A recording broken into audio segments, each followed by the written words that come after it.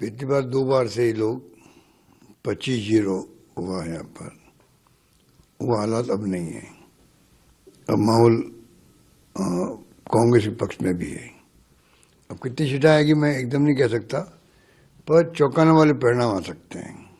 ऐसा माहौल बनता जा रहा है और हर दिन कांग्रेस पक्ष में माहौल बनता जा रहा है। आप नोट कर लीजिए इस बात को। सर, राजस्थान के अलावा देश भर में हम लोग देख रहे हैं कि जहां भी सभाएं हो रही हैं बीजेपी की, कुछ मुख्य मुद्दे ऐसे हैं जो बार बार उनका जिक्र हो रहा है, चाहे वो धारा 370 हो, चाहे वो राम मंदिर हो, चाहे सर्जिकल स्ट्राइक हो। कांग्रेस की तरफ से लगातार इस बात को भी कहा जा रहा है कि हम लोग अग्निवीर वापस स्कीम ले लेंगे सरकार की।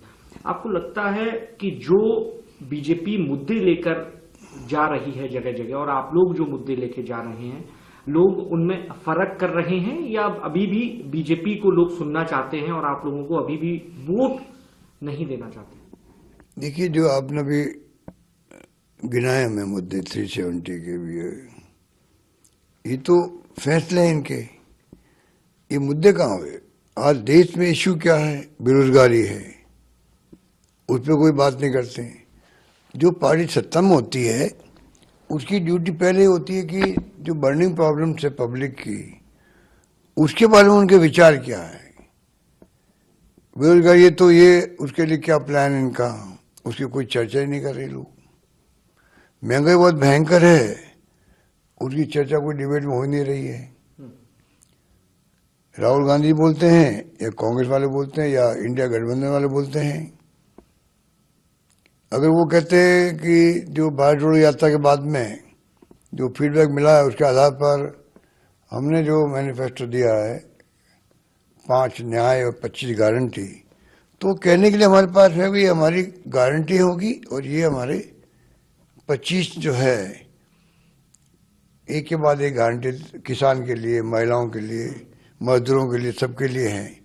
तो आप उसका विश्लेषण कर सकते हैं, आप उससे अच्छी बात कह सकते हैं पब्लिक को, उस पर नहीं जाएंगे। और मैनिफेस्टो मुस्लिम लीग की तरह है। अब क्या तुक है मैनिफेस्टो को मुस्लिम लीग से जोड़ने का? ये बुखलाहट है नहीं है मोदी जी की कि आप कहाँ के कहाँ ले गए उसको, मुस्लिम लीग से ले गए, कोई जवाब नहीं है। हाँ, उसकी आप आलोचना करो, कमियां बताओ, वो आपका अधिकार है, पर ये अधिकार नहीं कि आप मुस्लिम लीग से जोड़ रहे हो। आज़ादी के पहले क्या हुआ, ये मैं समझता हूँ उसको लोगों ने वेलकम नहीं किया, उनके स्टेटमेंट को। कांग्रेस का न्याय पत्र और बीजेपी का संकल्प पत्र, 5 करोड़ घर देने का वादा, 2029 तक राशन देने का वादा जारी रहेगा। दोनों में कितना फर्क देखते हैं? आपको लगता है कि कांग्रेस पार्टी को जो आज बीजेपी का जो मैनिफेस्टो जारी हुआ है उसमें कुछ चीज आपको बेहतर लगी जो आपके मैनिफेस्टो में होना चाहिए था? आपको कहीं नजर आया इस तरीके का? देखिए, वैसे तो मैंने पूरा मैनिफेस्टो पढ़ा नहीं उनका, इसलिए मैं ऑथोरिटी से नहीं कह सकता, पर क्रेडिबिलिटी के सवाल है। देखो, तो 14 के अंदर जो प्रधानमंत्री बनने जा रहे थे, उस वक्त में जो माहौल था देश के अंदर, जो वादे किए गए थे,